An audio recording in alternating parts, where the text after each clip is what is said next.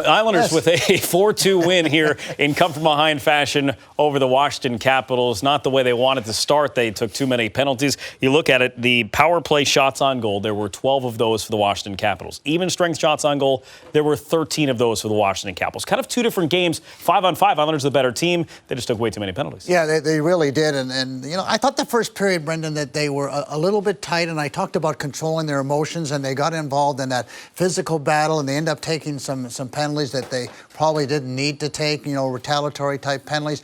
But I thought after the first period, they settled down. They kind of dropped their shoulders a little bit, and they kind of got into their mode. And slowly but surely, they started to be the better team, take the flow away from the Washington Capitals. As you mentioned, when the game was 5-on-5, it was really all about the Islanders. Islanders and Caps played a scoreless first period, and in the second, those penalties started to bite the Islanders as TJ Oshie cashed in a couple of times. Yeah, well, I should have mentioned in the pregame maybe that they should be careful about TJ Oshie because he's terrific, terrific player, really good in the corner, strong in front of the net, but didn't think the Islanders were going to give them as many power play opportunities, Brendan, so my fault there. But TJ Oshie is a guy that takes advantage of situations. This is a good lucky bounce as that shot was blocked off a pellet, bounces off the backboards right onto the stick of TJ, and he makes absolutely no mistake about it. And there's the second goal, and that's a goal scorer's goal. That's a guy that wants to score, dives in, doesn't worry about skates, sticks, says, I'm just going to find a way to do this. And PJ Pajot almost gets one, and Oshie clears it out again. So he was doing it all. He was scoring goals, and he was saving goals. So he probably was the Capitals' best player today.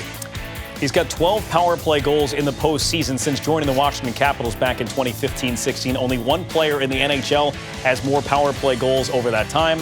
Oh, who's Alexander Ovechkin. Yeah. You probably could have guessed where I was going with that one. The Islanders, though, a different team in the second half of this hockey game. It started with the spark provided. Maybe it was Braden Holtby misplaying the puck. Maybe it was just a nice shot by Jordan Eberle. But that goal at the end with 1 minute and 3 seconds to go in the second period changed the hockey game. It really did, because the Islanders, I don't think, were feeling all that well themselves. And although they had started to play better, and of course Barry Trotz, is going to continue to keep them pushing, but you need a little break. You need something good to happen to you just to say, okay, we're back in the game. We've got a chance. Barzal to Jordan Eberle, and Jordan just slides over to the middle. Nice cut to the middle, and that was a kind of a crazy goal. Looked like it might have knuckled on him. Who knows? We saw a different angle, and Holtby just kind of waved at it. But that was a huge goal for the Islanders, because now they're just down a goal, and only one down is not nearly as tough. And finally, Pollock gets a shot on net. Anders Lee, who had a tremendous third period. I mean, he did it all in the game. He fought. He was good in the corners. And then Josh Bailey. Here's the play of the game for me. It's just a little flip shot. Looking for a face-off. Brock Nelson stays with it. Josh Bailey moves in, and the goal changes the whole game. It gives the Islanders the much-needed goal that they needed. It was 3-2. It was a mistake by Holtby. Ovechkin didn't think he was getting the puck. He thought that Holtby was going to go behind the net. And then, of course, this play here with Barzal with his speed, and Bailey again, the shot on net, follows it up, rebound. But the key there, Brendan, is Anthony Beauvillier stops. Look at it, he slows down, he waits, and a beautiful pass from Josh Bailey. So again, the Islanders really took it to him. They could have scored 2 or 3 more goals, and this has got to really help them in the belief that they can beat the Caps no matter what is thrown at them.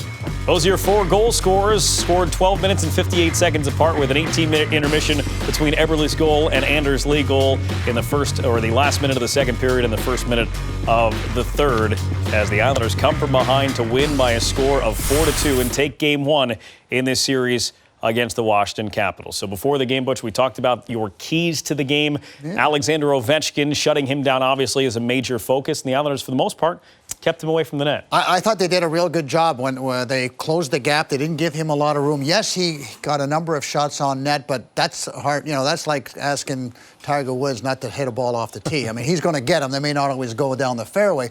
So it's the same with OV. OV is going to get his opportunities, but he didn't get any rebounds. He didn't get a lot of clear looks to it.